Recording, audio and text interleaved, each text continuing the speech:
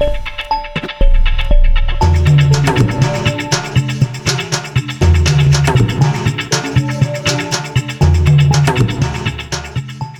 I'm sitting here with my friend and business partner, Jay Sears, who is EVP of ADSDAQ in the Context Web Exchange. And we're going to talk a little bit about co-opetition, a word that's been coined and reused at this IAB conference. So how do you think companies like ours, who have in a lot of ways similar businesses, can work together in 2010?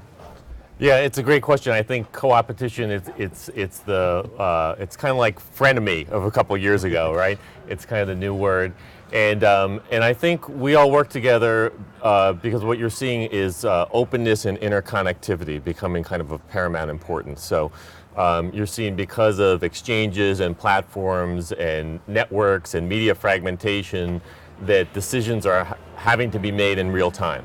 And because of that, that's what's really driving kind of the openness and interoperability between all our companies. So. Yeah, no, I definitely agree. I mean, we all work together as partners and friends, and we find ways to increase rev share between our partners, and it's a great time to be in the business for that. So another thing, Jay, I just want to ask you, why did you decide to come to the IAB this conference this year, and what do you hope to accomplish? Yeah, so many of our partners and friends of the company and board members and advisors are here. It really is kind of a nucleus to come together and see a lot of people and talk about what's going on. And then, of course, the IAB launches a lot of important initiatives, including one that we've both worked quite a bit on, the IAB ad networks and ad exchanges quality assurance guidelines. And we hope that's one that'll kind of lift all boats going into 2010 and beyond. Sure, yeah, we both hold that very near and dear to our hearts. It was announced this morning, and I think we both feel, and a lot of the people who participated feel, that this document and this structure will lead to help with market transparency, and ultimately the more transparent the market becomes, the way networks can work with each other and work with the market, the more dollars can ultimately flow into the industry. Jay, what specifically does Context Web hope to do or accomplish to help grow the internet ecosystem as a whole in 2010? Yeah, so we have a number of initiatives at Context Web around our ADSDAQ ad exchange this year. It's continuing to open it up to different parties, so advertiser direct, agencies, publishers as buyers, small and middle market, and also doing more with real-time bidding that I mentioned earlier to really promote the openness and interoperability between so many of us.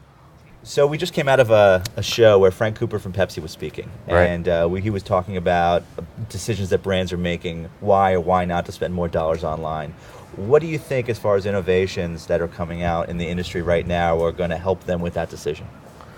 Well, we could talk about two things. One, what Context Web and the ADSDAQ Exchange are doing in particular. In there, we use our contextual technology to take media that's been fragmented and put it back together in kind of content-focused buckets where we can deliver a marketer like Pepsi as many people looking at sports content in a given month as ESPN might have, or looking at health content as a WebMD might have. So those are some things that we do at Context Web, and then also there are industry initiatives like we talked about the ad networks and ad exchanges quality assurance guidelines too. So I think you got to work both sides of it. This is the beginning of a conversation because Jay and I are part of organizing the IAB Networks and Exchange Conference, which is happening in New York in May. And one of the topics that is definitely going to be on the table is, what is the future of the concept ad network? Is it the old ad network that was mostly a service-based organization, or is it the new ad network that has a service-based organization and mostly a technology platform, or is it even a third category, which is just purely a technology play that helps advertisers buy inventory through a self-serve system? And where is the industry going to end up? Yeah, so I think the answer is it's D, all of the above. And the reason why the answer is D is because agencies are designing demand-side platforms, so they want machines that will talk to machines, and some of us will do that. And other parts of the agency want the deeper consultative selling that's really important to some of the brands, and so we're going to have to do that. So I think it really is a mix of all of the above, and the strongest players in the space will just understand that and cater kind of to both sides of the house. Yeah.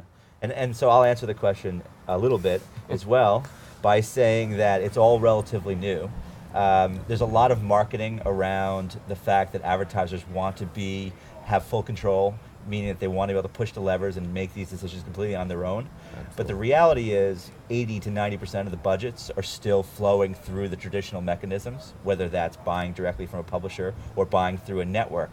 So the talk is about the evolution, but the reality is still with the traditional methodologies. So my answer would be the traditional people are going to have to get better educated and do a better job in embracing some of the new technologies to move to that side, where the guys who are purely technology probably have a lot of catching up to do with the people who actually have the dollars today. Anyway, like I said, it was the beginning of a conversation that's going to be going on all year. Jay, thank you. Okay, Rob, thanks so much. Okay. We'll see you at the next show. Okay.